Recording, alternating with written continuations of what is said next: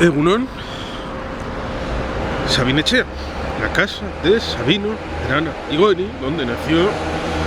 en 1865. Digamos que muchos son los que en tiempos recientes han tratado de vincular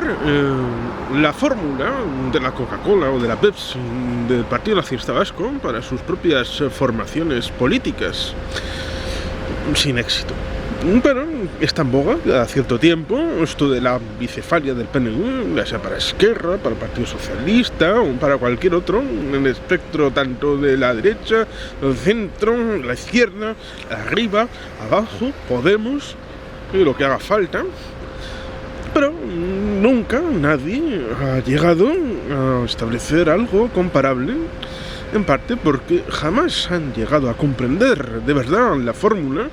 ni a incardinarla en lo que ya en Herencia, un libro que sale en los años 30 de Engracia Aranzadi Quisquicha, ya establece que en los primeros albores del nacionalismo vasco ya establece esa fórmula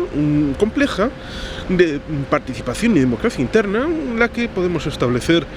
dos ámbitos: uno, el de la bicefalia, y otro, el del mandato imperativo. Vayamos primero con el de la bicefalia, que es la distinción entre la institución y el ámbito del partido, para tener la posibilidad de que el partido político controle la labor institucional sin coincidir en la misma persona la autoconcepción y la vigilancia, por llamarlo de alguna manera, la forma en la que uno, porque hay la distinción entre lo perentorio del momento, la negociación de una norma, de una ley, de unos presupuestos, que es una visión en cierta medida más técnica de las vicisitudes del día a día, que son importantes, pero que al final consumen mucho tiempo en cosas que la gente normalmente no valora, pero que para su funcionamiento no se pueden dar las cosas por hechas, sino que hay que trabajarlas día a día, incluso para el simple mantenimiento de las cosas. Y el partido, con una visión de larga duración, de generaciones, a pesar de que hay gente que considera a Urkullu como estadista, y seguramente lo sea, pues el partido tiene las luces largas a la hora de establecer las grandes avenidas por las que pueda discurrir el país, y eso al final y al cabo fue acabando siendo Sabinetxea, donde está la sede central del Euskadi Burubatzar del Partido Nacionalista Vasco. Por lo tanto, la bicefalia, esa distinción entre el ámbito de partido y el ámbito institucional, sin haber colusión en las mismas personas de esos órganos, por lo tanto,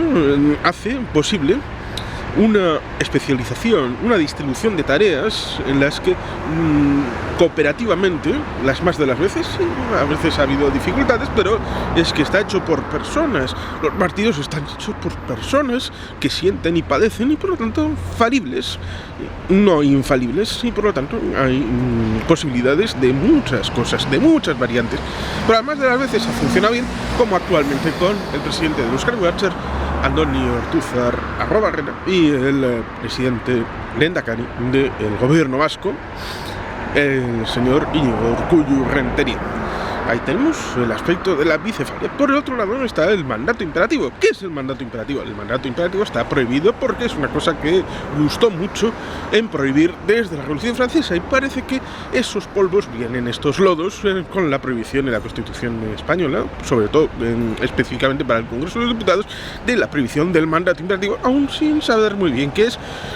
y sin tener una cierta importancia para la gente en general, lo cual es sorprendente porque luego reclamarán cosas que tienen que ver con el mandato imperativo sin saberlo. Digamos que esa transposición de lo francés en una constitución antiforal y antiespañola como es la PEPA de 1812, pero como está protegida con el poderío británico en Cádiz desde Gibraltar, pues es curioso porque se acepta mejor que si hubiera sido patrocinada por Napoleón, por ejemplo, digamos, en una constitución derivada de Bayona en 1808, que, por cierto, sí, esa, mediante el representante Juanjo Yandiol de Vizcaya, sí representaba cierta reflexión acerca de la foralidad vizcaína como elemento nacional de una constitución de los territorios vascos antes de la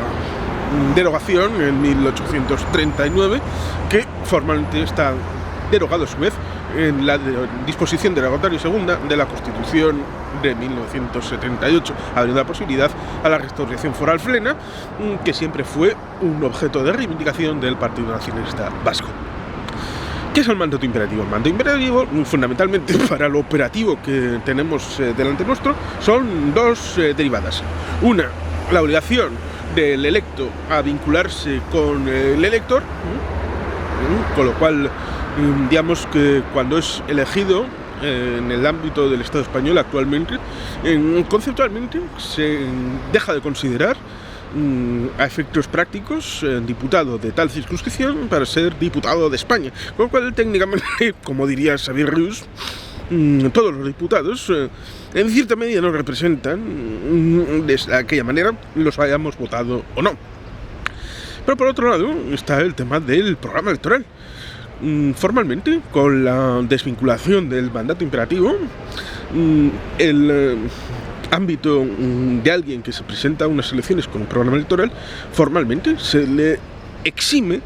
de la necesidad de vincularse con ese programa electoral, con lo cual es posible lo que pasó, por ejemplo, con un tal M. Rajoy, que después de haber entrado a funcionar en diciembre de 2011 a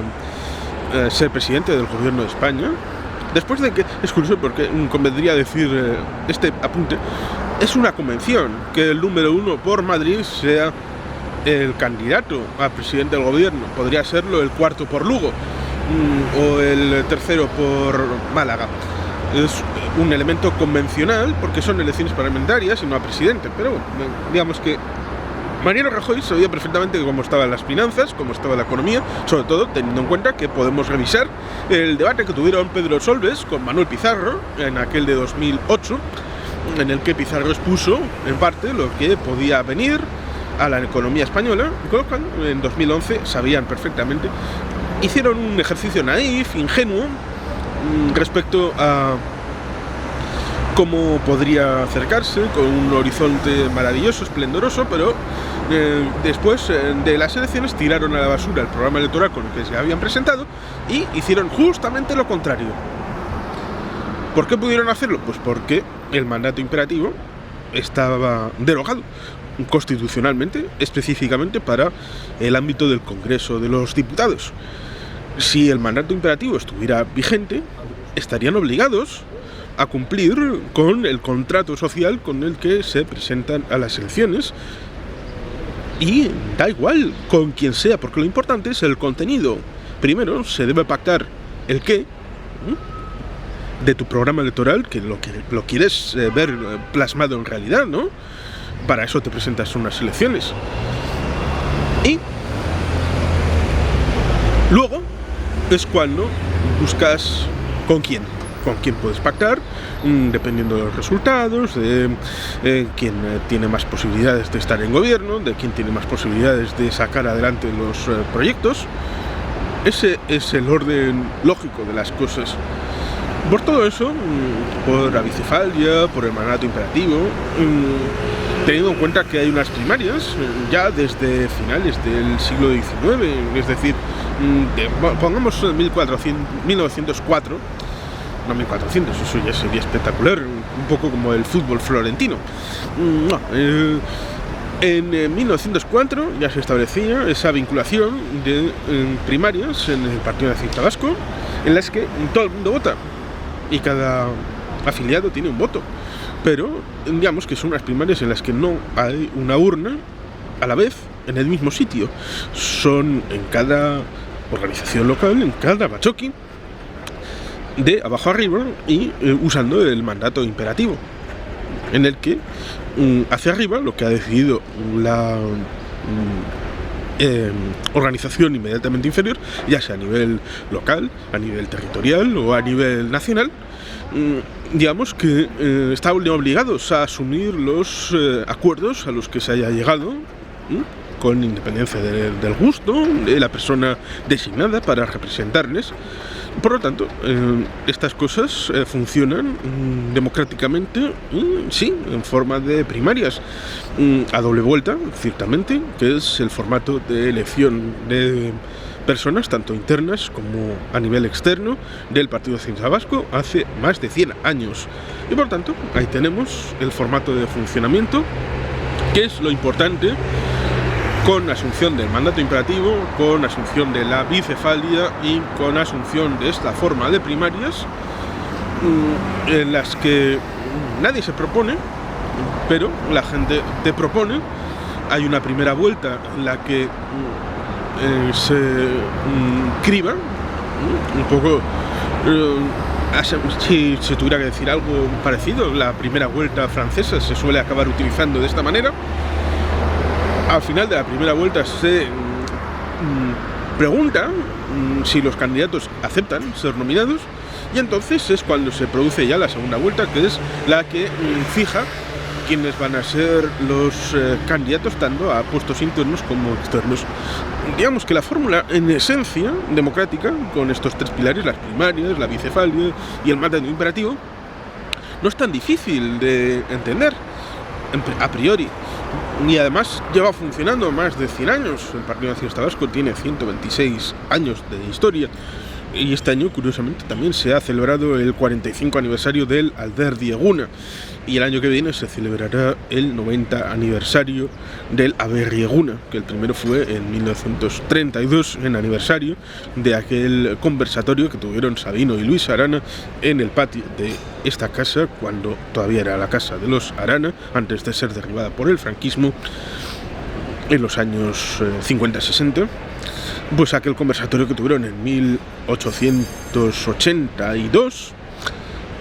y que conmemora el primer Aberri Eguna en 1932 respecto al descubrimiento de la patria en aquel día de Domingo de Resurrección, en el que Luis y Sabino pusieron en parte las bases de la herramienta que acabaría siendo el Partido Nacionalista Vasco. Esta es la reflexión, la fórmula desconocida para que al que se quiera acercar desde la pulcritud y desde el sentido común y desde las ganas de aprender, pero pocos, o más bien ninguno,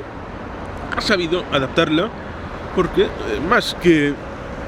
interiorizarla o conocer los mecanismos que funcionan internamente,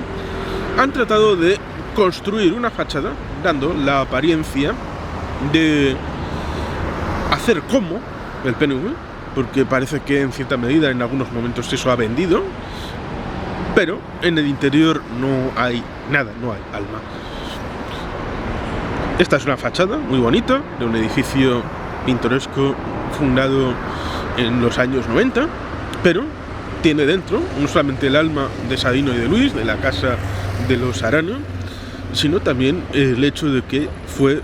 hecha mediante suscripción popular y erigida mediante el tesón en la defensa de unos terrenos que pudieron bien haber tenido otro uso y al fin y al cabo lo tuvieron durante el franquismo, y la lucha por la supervivencia no solamente de una idea sino encarnada también en un edificio. Y sin más, eskerrik asko, agur ere bat, beti gelpean.